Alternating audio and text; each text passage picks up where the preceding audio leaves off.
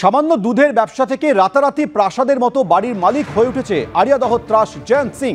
এককালে যার জায়গা ভাড়া নিয়ে টালির চালের বাড়িতে থাকতেন জয়ন্ত, তারই পুকুরের একাংশ দখল করে অট্টালিকা তৈরি করেছেন জয়ন্ত সিং।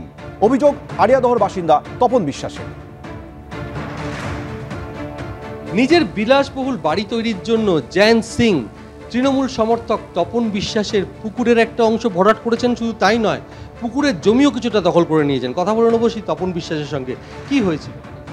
এখন আমার জমি ধরুন, আমরা তো মাছ চাষ, কারণ আমাদের অনন্তকাল আমরা মাছ চাষ করে, কারণ আমরা জেলে কেউ বলছি আমার বাবা ওই পুকুর করেছেন, তারপর আমরা পুকুর আমরা কিনে নিয়েছি মালিকের থেকে, কিনে নিয়ে তারপরে হঠাৎ ও একদিন কে জয়ন্ত সিং হঠাৎ আমাদের একদিন আমরা ওর কাছে গেলাম, তুমি মাটি দিয়ে এত বেড়া দিচ্ছ কেন? ও আমার কাকা করে, কারণ ওরা যেখানে আগে থাকতো সেটা আমাদেরই জায়গা থাকতো, ওর পাশেই থাকে, মোসখাটার আছে, পিটারোডের পাশেই থাকে। এরকম বাড়ি ছিল ও তো মোসখাটার, এখন তো আমরা টালি ঘর ছিল, এখন ভারী একটা বাড়ি করেছে, মোটামুটি দোতলা বাড়ি। আমরা যখনই গেছি বলছে কাকা তোমার জমি যাবে না, মাপজোপ করে তোমার জমি যতটা আমি এগোচ্ছি ক্ষতি নেই, তোমাকে আমি জমি ফিরিয়ে দেবো। এই পর্যন্ত কথা আমার সঙ্গে। কতদিন? এটা ধরুন মাস 6-8 হয়েছে। তারপর আবার একবার কথা হয়েছে, তখন আবার আমরা গেছি, তখন এই কথা বলেছে প্ল্যান মেকার আসবে। কাকা আমার প্ল্যান মেকারের নামটাই বলছে, সে আসবে তোমার সঙ্গে বসিয়ে, আর তোমার প্ল্যান মেকার আনবে, তোমার ততখানি নেবে, আমার যতখানি আমি নেবে। এই পর্যন্ত কথা আমার সঙ্গে। তারপরে তো আর কোনো বলছে, খালি বলছে এই প্ল্যান মেকার নাকি শরীর খারাপ, আসতে পারছে। আপনি প্রশাসনের কাউকে অভিযোগ করেছিলেন যে আপনার পুকুরের আমি কমিশনের কাছে গেছিলাম, তারপরে চেয়ারম্যানের কাছে চিঠি দিইনি, কিন্তু মুখে গিয়ে বলেছিলাম। তো যাবো কি, ওখানে তো সবসময় বসে আছে, কী যাবো বলুন? বসে থাকে জয়ন্ত সিং ওর লোকটা সবসময় মিশুতে বসে আছে, আমি যখনই কাজে দিকে বসে আছে, একটা ঘরে বসে থাকি। সাহস পেতেন? সাহস পাইনি বললে ভুল করাবে, কারণ আমরা মাছ চাষ করে খাই। ওই পুকুরে যদি একটু ডিস করে আমরা মরে যাবো। পুকুরের যাওয়ার রাস্তা দখল করে নিয়েছিল জয়ন্ত সিং। পুরসভা থেকে আরম্ভ করে কোনো জায়গাতেই অভিযোগ জানাতে পারেননি তপনবাবু। তাই তপনবাবু এখন আশঙ্কায় রয়েছেন তার পুকুর কী করে তিনি ফিরে পাবেন।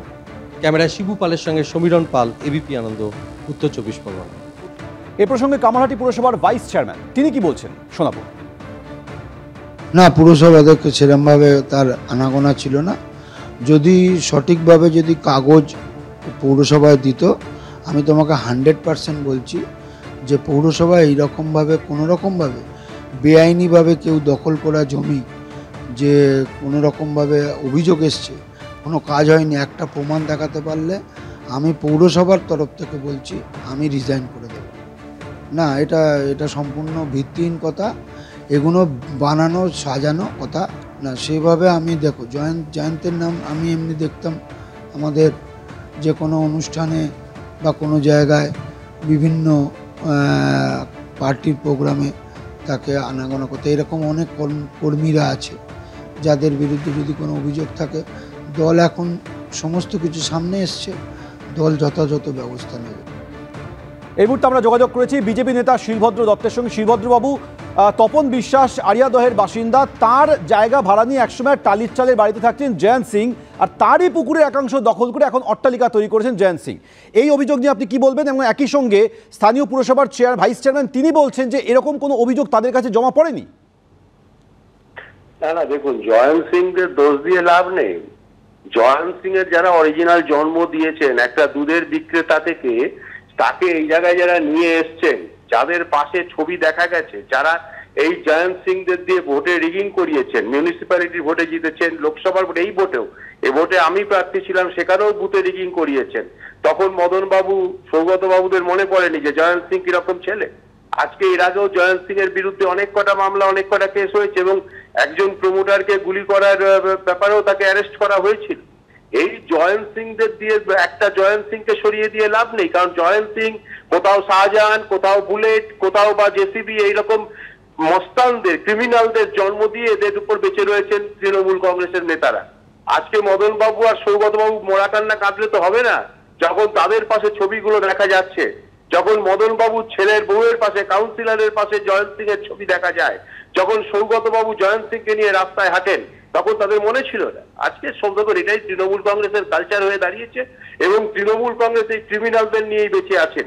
আজকে যখন ধরা পড়ে গেছেন, মানুষ যখন এটা জানতে পারছে, তখন তৃণমূল কংগ্রেস 5 বার জন্য এক এক রকম কথা বলছেন। আর বাংলার মাননীয় মুখ্যমন্ত্রীর আমি তো জানি না ওনার মাথা দেখাতে হবে কিনা, কারণ উনি বলছেন ওখানকার সাংসদ ছিলেন অর্জুন সিং। দমদমে অর্জুন সিং কোন দিন সাংসদ ছিলেন সেটা মমতা ব্যানার্জি ছাড়া কেউ বলতে পারবেন না। ধন্যবাদ আমাদের সঙ্গে কথা বলার জন্য।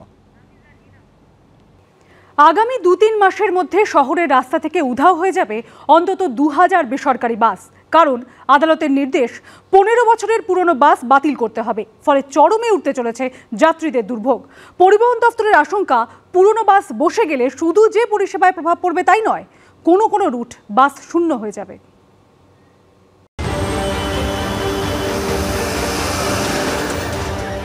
বৃদ্ধ হয়েছে বহু বাস, সেই সঙ্গে তার জীর্ণ শরীরে বাসা বেঁধেছে দূষণ।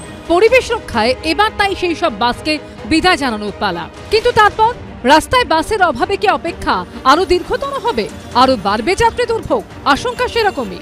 একটি জনস্বার্থ মামলার ভিত্তিতে 2009 সালে কলকাতা হাইকোর্ট নির্দেশ দেয়, 15 বছর পেরিয়ে যাওয়া বাস পরিবেশের স্বার্থে কলকাতা শহর এলাকায় চালানো যাবে না। ওই নির্দেশকে চ্যালেঞ্জ করে সুপ্রিম কোর্টের দ্বারস্থ হয় বাস মালিকদের সংগঠন। কিন্তু সুপ্রিম কোর্ট বিষয়টি ফেরত পাঠিয়ে দেয় কলকাতা হাইকোর্টে। পরিবহন দফতর কলকাতা হাইকোর্টের নির্দেশ কার্যকর করার সিদ্ধান্ত নেয়। পরিবহন দফতর সূত্রে খবর, 2009 সালে যেসব নতুন বাস রাস্তায় নেমেছিল, আগামী আগস্ট মাসে সেই সব বাসের বয়স 15 বছর পেরিয়ে যাবে। ফলে সেগুলিকে বাতিল করতে হবে। তার ফলে শহরে দেখা দিতে পারে বাসের নজিরবিহীন অভাব। পরিবহন দফতরের হিসেব অনুযায়ী কলকাতায় বেসরকারি বাসের সংখ্যা 4840। কোভিডের সময় বসে গিয়েছে বেশ কিছু বাস। এখন রাস্তায় চলে 3615টি। মিনি বাসের সংখ্যা ছিল 2064, এখন 1498।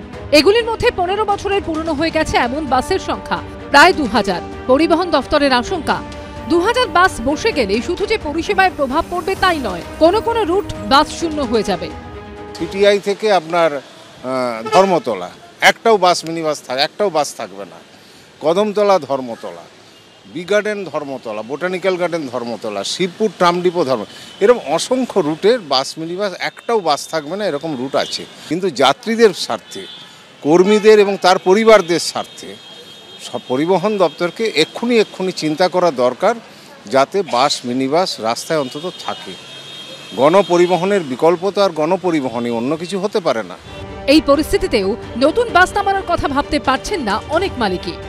এইটুকু বলতে পারি, একটা হিউজ ভ্যাকেন্সি ডিক্লেয়ার করতে চলেছে বিভিন্ন মোটর ভেহিকলসগুলো। কিছু পারমিট দেওয়ার জন্য সরকার চেষ্টা করছে, কিন্তু যারা গাড়িতে উৎসাহী হতে, মানে ব্যবসায় উৎসাহী হতে মালিকদের মধ্যে সেরকম আগ্রহ কিন্তু চোখে পড়ছে না। এই পরিস্থিতিতে যাত্রী সামনের যে অসুবিধা হবে তার জন্য আমরা ক্ষমা চেয়ে নিতে পারি। এর বাইরে আমাদের তরফ থেকে আর কি বলার থাকতে পারে। পরিবহন দফতর সূত্রে খবর, করোনার সময় বন্ধ হয়ে যাওয়া রুটে চলাচল করত এমন বেশ কিছু বাস বসে আছে। পরিস্থিতি সামাল দিতে সেগুলিকে পারমিট দিয়ে নতুন রুটে চালানো হবে। তবে তাতেও বাসের ঘাটতি মিটবে বলে মনে হচ্ছে না। অরিত্রিক ভট্টাচার্য রিপোর্ট, এবিপি আনন্দ, কলকাতা।